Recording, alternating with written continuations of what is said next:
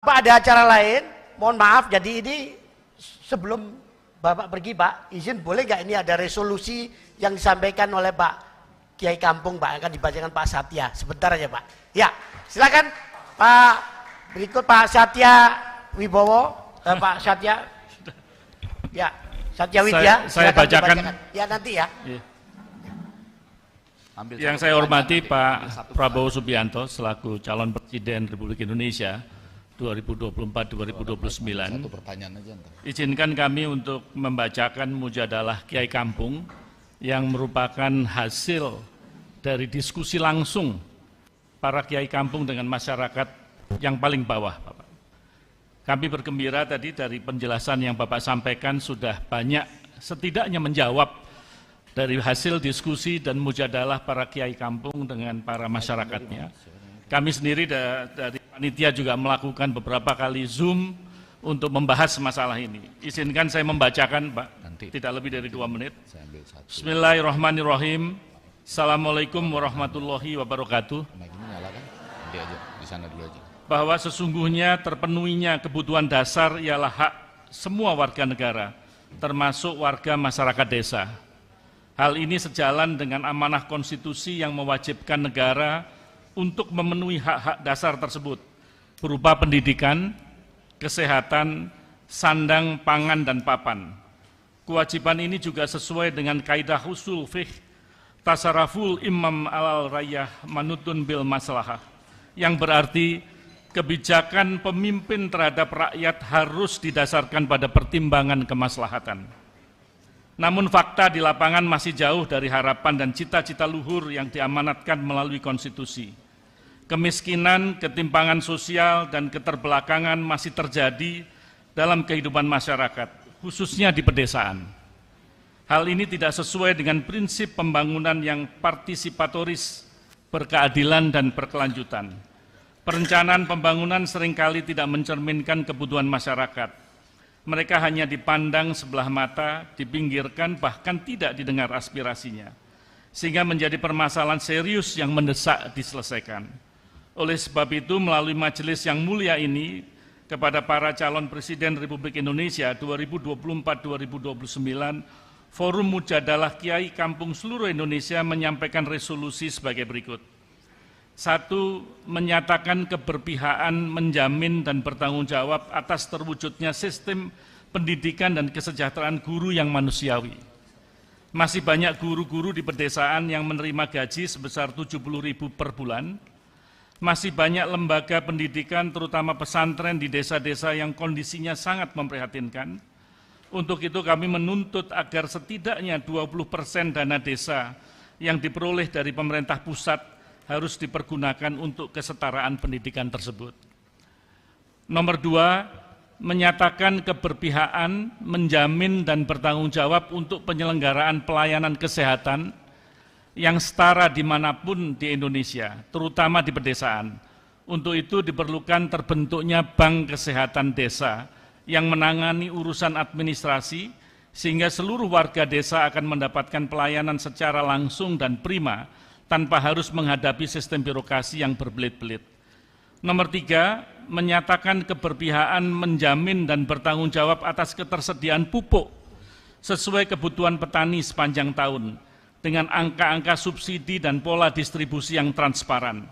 Untuk itu diperlukan terbentuknya Bank Pertanian Desa yang menjamin ketersediaan dana pinjaman bagi pembelian pupuk dan kebutuhan pertanian lainnya tanpa sistem birokrasi perbankan yang menyulitkan petani.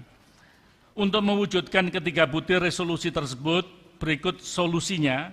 Kami menuntut peran kepemimpinan nasional periode 2024-2029 agar mengeksekusi dalam 100 hari pertama masa kepemimpinannya, serta membuka jalur komunikasi dan akses yang konsisten kepada Forum Mujadalah Kiai Kampung seluruh Indonesia.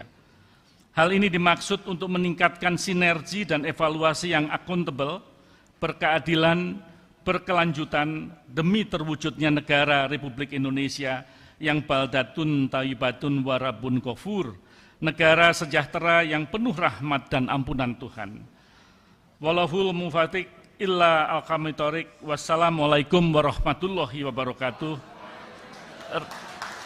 resolusi Kastil ditempatkan di Malang, ditandatanganin bersama dan seksama oleh Kiai Kampung seluruh Indonesia, Malang 4 Jumadil Awal 1445 Hijriah, 18 November 2023. Demikian Pak yang bisa kami sampaikan, mudah-mudahan bisa diterima dengan baik. Terima kasih. Oke, Bapak sekalian mohon maaf karena Bapak Prabowo ini mau segera meninggalkan tempat karena jalan lain. Jadi ini 2 pertanyaan. Silakan Pak Effendi.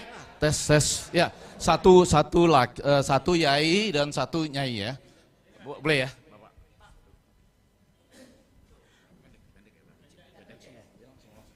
Assalamualaikum warahmatullahi wabarakatuh.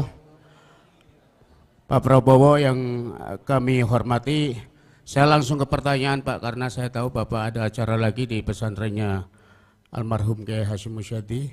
Ya, saya langsung Pak, saat pemilu ini selalu Kiai Kampung itu hanya menjadi alat kepentingan suara. Ya. Jadi setelah terpilih jarang ingat Pak pada Kiai Kampung, baik yang ngajar di musola, di madrasah, di masjid dan TPA serta pesantren-pesantren yang kecil di pedalaman. Tokoh agama ini di tingkat perdesaan jarang diperhatikan. Jadi kadang-kadang lewat masa idah Pak, lupa. Ini selalu. Tetapi setiap musim pemilu begini dikumpulkan, silaturahim. Maka kami butuh apa solusinya jika Pak Prabowo terpilih nanti di 2024. Terima kasih. Wawal muafiq ila aqwamit thoriq. Wassalamualaikum warahmatullahi wabarakatuh. Ini setengah katanya, setengah aja, setengah. Oke, terima kasih Pak Prabowo. Saya ingin menanggapi slide yang dari Bapak tadi tentang istilah makan siang di Pompes dan di sekolah. Kami punya pesantren, kami tidak setuju kalau ada santri peserta didik dapat beasiswa, sebenarnya nggak setuju saya. Itu mendidik seakan-akan guru pesantren yang membutuhkan santri, bukan santri yang membutuhkan pesantren. Jadi Bapak, kalau jadi Bapak mau ngasih ikan sama mau ngasih pancing, itu yang penting Pak. Kalau kasih ikan kami tidak butuh, itu menjadikan peserta menjadi nakal. Tapi kalau dikasih pancing, insya Allah nanti apa yang disampaikan Bapak akan berhasil. Ibu satu ya. Assalamualaikum. Ada dua. Pada tadi Pak, tadi. Satu. Assalamualaikum warahmatullahi wabarakatuh. Terima kasih. Saya nyatiti beberapa hal Pak di saat nanti Bapak insya Allah akan terpilih menjadi presiden. Satu, dipermudah regulasi masalah perizinan ekspor. Kenapa? Kalau tadi Bapak paparkan masalah itu tentang nikel dan segala macam, di sini tidak ada Pak. Di sini adanya pohong. Itu bisa diekspor, tapi kita tidak tahu bagaimana regulasi dan perizinannya. Itu aja Pak. Terima kasih. Ya, langsung. Jawab. Saya jawab yang terakhir dulu ya. Maksud Ibu apa?